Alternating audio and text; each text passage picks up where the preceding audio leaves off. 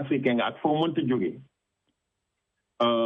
boo demee feneen représenté woo sa bopp donc da nga représenté ñi nga bàyyi ci ginnaaw ak réew mi nga xam ni fa nga bàyyee ko ñu ñaan nit ñi nag ak képp koo xam ni yàlla def na ni nga traversé li nga traversé di jaar fii di jaar fële di jaar fële lu nekk waroon na la cee fekk ba yàlla dimbali la nga dugg ci réew mi je crois que ni la meilleure des choses bi ngeen mën a def mooy faire profil bas ngeen toppatoo li ngeen di toppatoo ba yàlla may leen seen i kayit ngeen def loo xam ni moo leen a tax a jógee Sénégal pour en tout cas changer votre condition et je crois que loolu li may gën a ñaax suñu mbokk yi la xale yi parce que lu gën a bëri ñi fi ñëw ay xale lañ. c'est ça je crois que dañu am une certaine fougue de jeunesse ak yooyu. mais yooyu yëpp ku nekk amoon na ko mais. da nga war a xam aussi lii sa soxla ak li nga bëgg a def ci àddina bi. ak foo war a jaar ba nga am li nga am parce que. alpulaar yi dañuy wax naan. ku ne di rokkaani ba ne daga rokkata lii xam ni li nga xam ni yaru. mayu la ko. yaru di ko du la ko may. c'est sûr. donc man je crois que ni bu doon dara sax. doomi aadama daal war na am yar war na am teggin. surtout koo xam ne dafa jógee ci dëkkam bëgg a tekki ci feneen. yàlla indi la fii. am na ñu bëri ñoo xam ne bëggoon nañ dugguñu. wala ñu duggoon fii ñu génnee leen boo ñëwee ba fii war nga toppatoo li la fi indi. te bañ a feeñ ci benn anam boo xam ni. dafa xaw a wuteeg yoon. yàlla nañ ci yàlla musal. man loolu laa leen di ñaan. am na solo d'ailleurs en tout cas le premier ministre Ousmane Sonko ñaari sortem yi mu def yëpp ci lu ma fàttaliku muy bu Gambie bi ak bi mu demee Mauritanie li mu wax sénégalais yi fa nekk ba pare boole ci ne mooy fu sénégalais nekk mooy dëkk yi ngeen nekk ngeen follow the rules c'est-à-dire c'est du bon sens yàlla bi muy wax ak nit ñi waxul ne borom jàng diplôme yu bëri yi wala naa dafa ne borom xel yi lay waxal.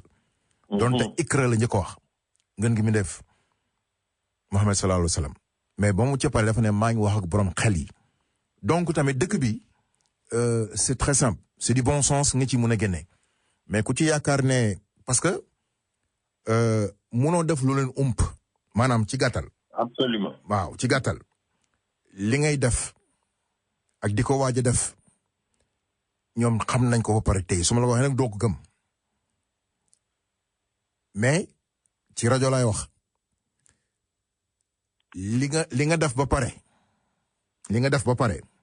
ak ba nga ko doon waaj a def ak di ko bëgg a def ñoom xam nañ ko ba pare toog di xaar. kan kooku mënoo ko jaar fenn lépp loo ko def yàlla moo leen ko may dañ leen koy nangul. yàlla moo leen ko may dañ leen koy nangul. donc ñun li ñuy wax waxuñu ko pour leneen c'est parce que comme je disais tantôt ñëw bi ñu ñëw fi dañuy dooleel ñun c'est en plus.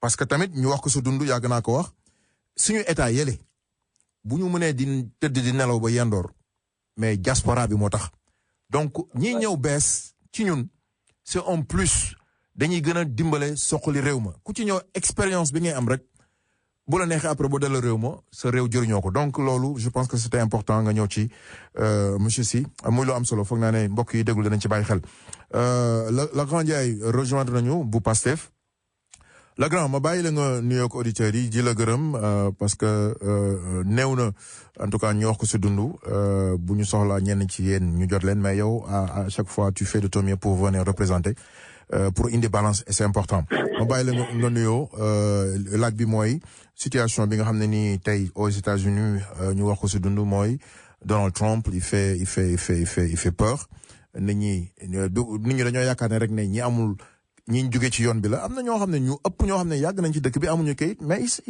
dañuy am situation man jaaroon naa ci benn moment am na ñeneen tam ñu ci jaaroon donc je pense que ça balaa ñuy continuer tamit di wax ci appel bi nga xam ne ñu ngi koy waajal appel Maam Limaamu Laay na ko ñëpp préparé yàlla yóbbu ñu si jàmm ak salaam c'est lépp luñ ci ñaan rek yàlla nangul ñu ko la grand bismillah. waaw asalaamaaleykum wa rahmatullah gannaaw bi maa ngi lay nuyu maa ngi lay ziar bu bëri di nuyu say auditeurs ñëpp ñi nga xam ne ñu ngi teewlu rajo bi merci di wax ci situation bi nga xam ne peut-être que ne man damay jàpp ne warul woon. yaa ngi am Moussa yaa ngi am monsieur Sy Moussa ci panel bi yéen ñaar ko seqoo. waaw asalaamaaleykum sëñ bi. Moussa Sy. maa ngi lay nuyu. waaleykum salaam. waaleykum salaam di la ziar bu bëri di la jox sa wàccuwaay. di wax ne situation bi moom nekk na situation bu nga xam ne c'était prévisible quoi parce que Trump aussi wane woon na ses couleurs quoi durant la campagne électorale. donc mu nekk lu nga xam ne nag mooy li may wax rek réew moom boo fi ñëwee da ngay jéem a tegu ci yoon bi nga xam ne moom la réew mi teg. donc métti na lool mais nag bon on va faire avec kenn ku ci nekk nga xam say droit kenn ku ci nekk aussi nga xam fa nga war a yem. fa nga war a dem fa nga war a taxaw. la nga war a def en tant que citoyen beneen réew dem ci beneen réew di uuti. donc dinaa da nga uti nag yow amoo dara looy imposer. yow loo mun a def rek moom mooy jéem a nekk ci yoon bi nga xam ne moom la réew mi teg. parce que aussi jéem a moytu. parce que je pense ne moytu ba mooy tax yow fa nga bëgg a egg yàlla sutural la pour nga egg fa. te bañ a wane sa bopp ci lenn. parce que aussi loo fi wane aussi luñ naan les États-Unis sont les gendarmes du monde. donc ñoom nekkuñ di xalaat beneen pays wala quoi que soit lii bu ma ko defee doomu pays bi lii moom a ci teg wala quoi que soit. non président bi sax doguma la nga baal ma Lagrand. le président Bush dama yàlla baal Trump. am na ay vidéo buy gën day ne gars yi if you don't like it just leave. you can come back or don't come back or you don't like it just leave c'est-à-dire ñoom foofu lañ toll. donc loolu la quoi neexuluñ kenn donc mooy li may wax rek am na ñu jot a ñëw am na li fi jot a xew wala quoi que soit mais ñëpp nañ moytu rek parce que loo gis passage la peut-être que ne d'ici quelques moments yàlla mën na ci def sutura xam nga ba lépp teguwaat ci yoon xam nga ba li ñuy ñaan daal mooy ñun sénégalais yi surtout man je parle aux ressortissants sénégalais de faire beaucoup attention xam nga di sóoraal lu bëri xam fa ngay teg sa tànk xam li ngay def xam nga booy liggéeyal demal ñibbi sa biir kër nga toog waaw booy ki taxaw ci mbedd bi nekk di taxawaal wala quoi que soit bu mu la ci fekk foo gis sax policiers yaa ngi fu gën a bëri sa jéem a moytu foofu nga dem doxi sa beneen kii quoi man loolu laay gis xam nga yàlla sàmm ñu sutural ñun ñëpp xam nga parce que borom bi xam na ne ñun aussi bu ñu ko suñu réew mi ñëw fii uti rek moo ñu kii te bu tey bu lépp matoon aussi dañuy ñibbaat suñu réew bien sûr donc yàlla nañu yàlla sàmm sutural bépp Sénégalais bi fi nekk ñi am këyit ak ñu amul këyit ñëpp ba ñu daal rëcc ci rëcc ci képp ku nga ci situation bi nga xam ne moom lañ nekk quoi ok grand merci beaucoup am na solo donc foog naa ne message bi jàll na et képp kuy déglu tamit nga baaxee ko sa morom mais surtout tamit di wax ne fii yàlla rek fi nekk comme ni ñu ko yàgg waxee am na groupe yu bëri yoo xam ne ni mbokk yi def nañ ko rajo yi ñu ngi wax ñi am kàddu ñu ngi wax ñi am expérience ci mbir mi ñu ngi wax donc na ci ñëpp bàyyi xel mais tamit ñu wax ne jarul tiitaluñu kenn parce que tiit bokk na ci yëpp yàlla waxin la dégg-dégg la laaj ginnaaw li monsieur Sy wax le frère Lagrand wax ko boo defee loolu ba pare li ci des moom da nga koy bàyyi suñu borom jarul tiit boo dee yaa ngi liggéey xëyal nga dem nga liggéey boo defee sa farata yi nga dafa pare et puis voilà quoi ñoom ñoo la gën a xam ne am na loo xam ne nii waru leen donc jéemuñu tiital kenn tiit yëpp yàlla la parce que li war a am yàlla bind na ko ba pare waxin la dégg-dégg la laaj donc loolu il fallait ma préciser ko ñëwuñu pour tiital kenn mais dañu leen di wax ni ñu yaakaare ne ndax comme nañ koy waxee ku la njëkk ci lëndëm moo lay wax toogale nii il faut que ñuy layante biir ñun ñëpp mbir mi comme je disais tantôt du rek ne ñi amul kayit la wala ñu jóge ci yoon bi la man dama jàpp ne ñëpp rek ñoo war a def attention def attention dafa normal in general mais nag yàlla moo fi nekk voilà léegi nag bu ñu jógee ci loolu ñu ñëw ci xam naa ne nguura dinañu dab ci kanam am na benn économiste tamit dinañ ko invité ci kanam a kanam incha allah ñu waxtaanee parce que Sénégal fi ñu toll nii loolu mooy coow li dañu yeewu bés il y a quelques jours de cela le président de la République et son premier ministre ñëw janoog Sénégalais yi muy loo xam ne gulet la muy la conférence des administrateurs et managers publics mais bi président waxee au passage maa ngi nuyu Adja Nogay Mboup mi nga xam ne jaar na fi semaine dernière waroon nañ ko amaat sax deuxième partie mais dama ne après dañ ko jëlaat ba muy wax ñu nag moom ba ñuy waxtaan ak moom xam naa ñu bëri ñu ngi doon jàppee ne parce que bon dañuy jàpp ne c'était une opposante moo doon wax ku àndul ak nguur gi moo doon wax mais li mu jot a waxoon semaine dernière dafa mel ne président dafa en quelque sorte ñëw dëggal ko premier ministre ñëw dëggal ko boobu ba léegi nit ñi ñu ngi ci doon wax que ne en quelque sorte you know the red flag que dëkk bu dafa gën a metti am na lu xew daal en tout cas donc loolu mooy laaj bi tey monsieur Sy déglu nga j'espère que déglu nga ko muy le président ak le premier ministre boobu léegi nit ñi tamit ñu ngi ciy waxtaan mais ñun ci diaspora bi ñun ñoo kenn gënuñoo gën a mérito wax ci parce que ñun ñi ci diaspora bi ñun ñooy jël suñuy doole suñuy des fois sax doo mën a fay sa rent yow nga jël sa alal yónnee ko sa waa kër pour ñoom ñu nekk si jàmm des fois nga may situation yu doy waar mais da ngay gëmm daf sacrifice pour waa Sénégal nekk si jàmm donc li ñuy wax ni ñun ci diaspora bi ñun ñoo gën a yittewoo jubal jubanti boobu ñu gaaw ci mu mën a nekk monsieur Sy nan nga jàngatee situation boobu. waaw merci El Hadj. Oui. Comme tu l'as dit, le président lui-même est sorti et mon premier ministre depuis bi ñu ñëwee ak léegi ça fait 9 mois. Mm-hmm. Et je crois que de plus en plus cette sortie ça devient un peu un leitmotiv. Mm-hmm. Ça devient quand même un peu répétitif. Moi, je viens juste du Sénégal. You know, tu sens dans la rue, tu sens dans les foyers. Monsieur Sy, non, loo mën a wala fee rek gënal ñu nag xam naa ne. voilà di nga gis di yéeg aussi ci nit ñi. waaw am na loo xam ni doxatul. lu doon dox lu doxatul wala lu dul woon dox la sa continuer di bañ a dox. non am na loo xam ni doon na dox te doxatul. ah ok. Ça c'est une réalité et ça c'est pas un partisan qui parle, c'est un constat que j'ai fait. Mm-hmm. Et parce que je crois que ni sama wax ji dama koy prémisse ci benn affaire.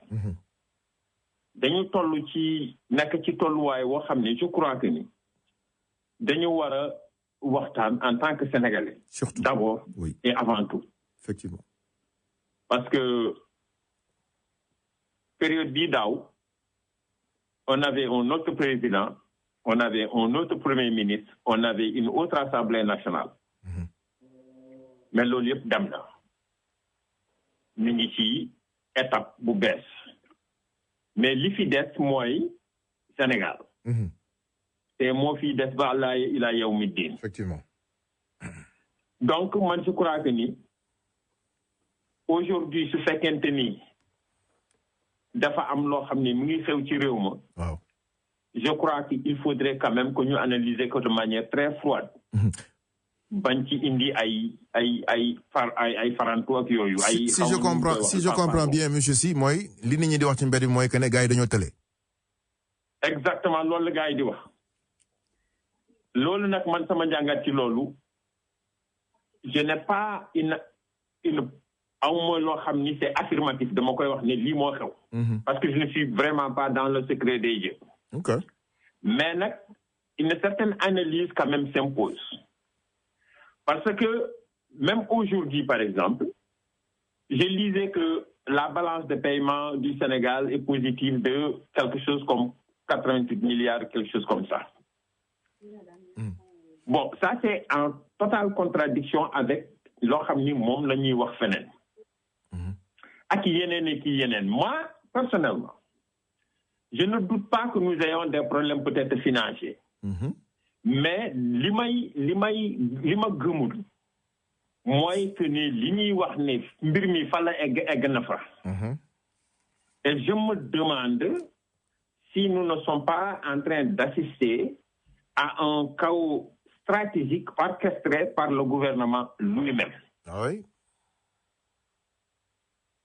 Wax dëgg yàlla. Parce que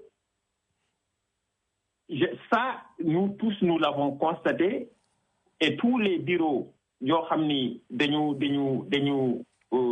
comment dire, comment on appelle, dañuy saytu mbirum koom-koom. Wane woon nañ que ni à cette période de l'année dernière, bi gouvernement bu bees bi di dugg ci réew mi, tous les signaux étaient ouverts.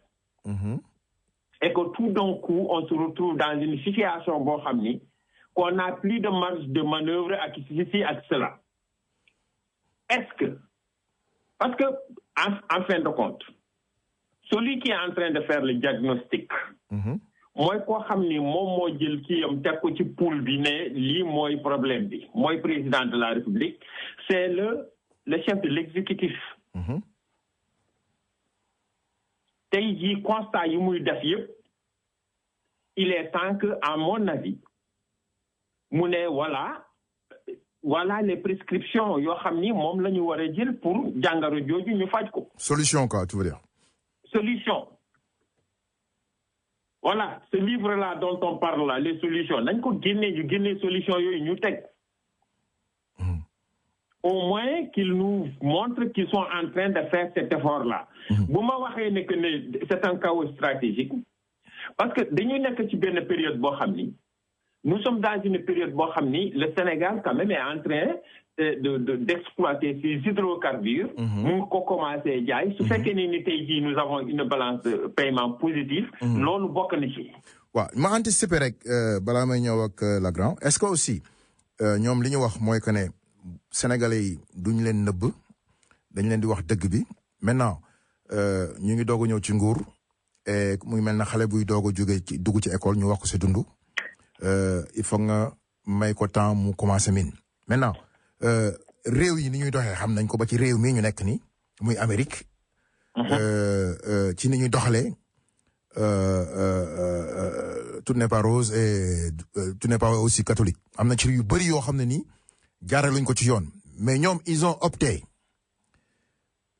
xëy na nguur bi fi nekkoon avant comme ñoom niñ ko waxee liñ doon wax Banque mondiale ak FMI et tout ça du doon les vraies réalités des chiffres. Bon, comme on dit aussi, du dëgg yëpp neex a wax waaye ñoom en tout cas ils ont choisi de le faire.